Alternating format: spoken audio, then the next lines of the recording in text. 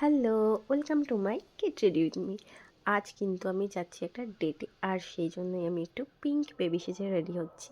Actually পিঙ্কটা না আমার recently খুব ভালো লাগছে, আগে ভালো লাগতো বাট এখন যেন আরও একটু বেশিই ভালো লাগছে, তাই আনফর্চুনেটলি আমার সব ড্রেসই পিঙ্ক হয়ে যাচ্ছে।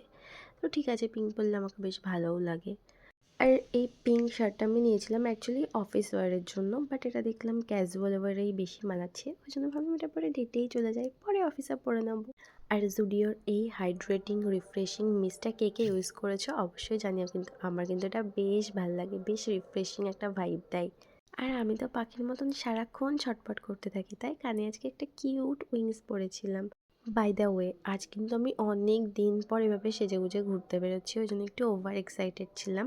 মানে কালই সরস্বতী পুজো গেছে, বাট এরকম ক্যাজুয়ালি অনেক দিন ঘুরতে বেড়ানো হয় না, ওই জন্য আজকে একটু পুরো প্রপার রেডি শেডি হয়ে বেরোচ্ছিলাম। এখনও প্ল্যান হয়নি কোথায় যাব, রাস্তায় বেরিয়ে দেন আমরা ঠিক করব, কারণ আগে থেকে ঠিক করলে সেখানে গিয়ে মন মতো কিছু হয় না, ওই জন্য আগে থেকে প্ল্যান করা বন্ধই করে দিয়েছি। এমনিতেও কলেজটা শেষ হয়ে যাওয়ার পর আমাদের আর সেভাবে বেরোনোই হয় না, কারণ কাজের জন্য এখন সবাই বিজি। তো ওই একদিন টাইম করে ঘুরতে বেরোনোটা খুব টাফ হয়ে যায়। যখন টাইম ছিল তখন টাকা ছিল না, এখন টাকা আছে টাইম নেই, মানে কোনো কিছু একসাথে লাইফে পাওয়াই যাবে না। বাই দ্য ওয়ে, এইসব ভুলভাল বকতে বকতে আমি অলমোস্ট রেডি হয়ে গিয়েছি, একটু হালকা নাচানাচিও করে নিলাম, আর লাস্টে এই টুপিটা পরে নিলাম, কারণ লোককে টুপি পরাতে আমি একদমই পারি না। তোমরা কিন্তু অবশ্যই জানিও এই টুপিটা পরে আমাকে কেমন লাগছে। বাই দ্য ওয়ে, শার্টটা কিন্তু আমি নিয়েছি মিন্ত্রা থেকে, যদি লিঙ্ক লাগে কমেন্ট করো।